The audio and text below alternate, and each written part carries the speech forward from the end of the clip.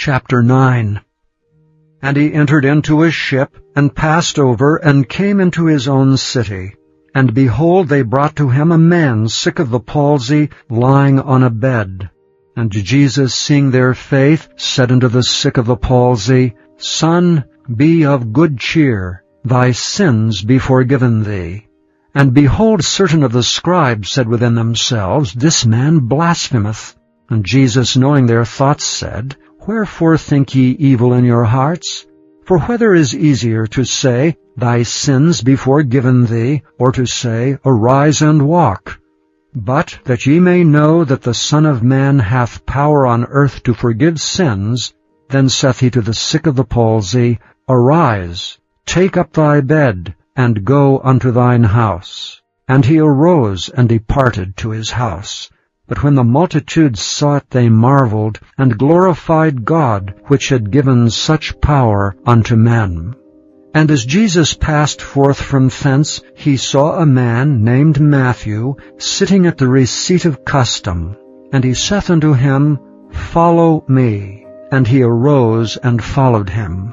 And it came to pass, as Jesus sat at meat in the house, behold, many publicans and sinners came and sat down with him and his disciples. And when the Pharisees saw it, they said unto his disciples, Why eateth your master with publicans and sinners? But when Jesus heard that, he said unto them, They that be whole need not a physician, but they that are sick. But go ye and learn what that meaneth, I will have mercy and not sacrifice. For I am not come to call the righteous, but sinners to repentance.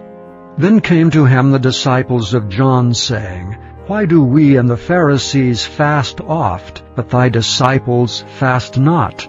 And Jesus said unto them, Can the children of the bride chamber mourn as long as the bridegroom is with them? But the days will come when the bridegroom shall be taken from them, and then shall they fast. No man putteth a piece of new cloth unto an old garment, for that which is put in to fill it up taketh from the garment, and the rent is made worse. Neither do men put new wine into old bottles, else the bottles break, and the wine runneth out, and the bottles perish. But they put new wine into new bottles, and both are preserved. While he spake these things unto them, behold, there came a certain ruler, and worshipped him, saying, My daughter is even now dead, but come and lay thy hand upon her, and she shall live. And Jesus arose and followed him, and so did his disciples. And behold, a woman which was diseased with an issue of blood 12 years came behind him, and touched the hem of his garment. For she said within herself, If I may but touch his garment, I shall be whole. But Jesus turned him about, and when he saw her, he said, Daughter, be of good comfort, thy faith hath made thee whole. And the woman was made whole from that hour. And when Jesus came into the ruler's house, and saw the minstrels and the people making a noise, he said unto them, Give place, for the maid is not dead, but sleepeth. And they laughed him to scorn.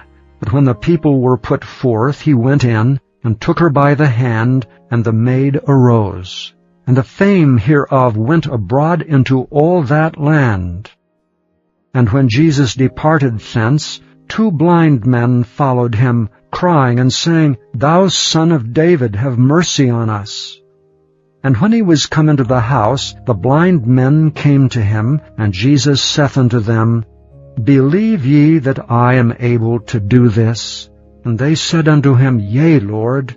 Then touched he their eyes, saying, According to your faith be it unto you. And their eyes were opened, and Jesus straitly charged them, saying, See that no man know it. But they, when they were departed, spread abroad his fame in all that country. As they went out, behold, they brought to him a dumb man possessed with a devil.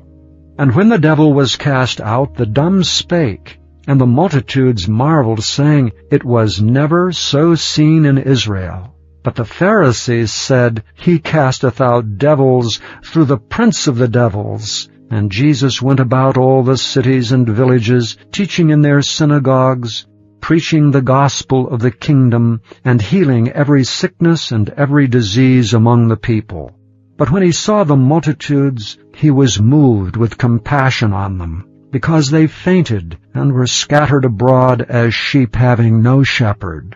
Then saith he unto his disciples, The harvest truly is plenteous, but the laborers are few. Pray ye therefore the Lord of the harvest, that he will send forth laborers into his harvest.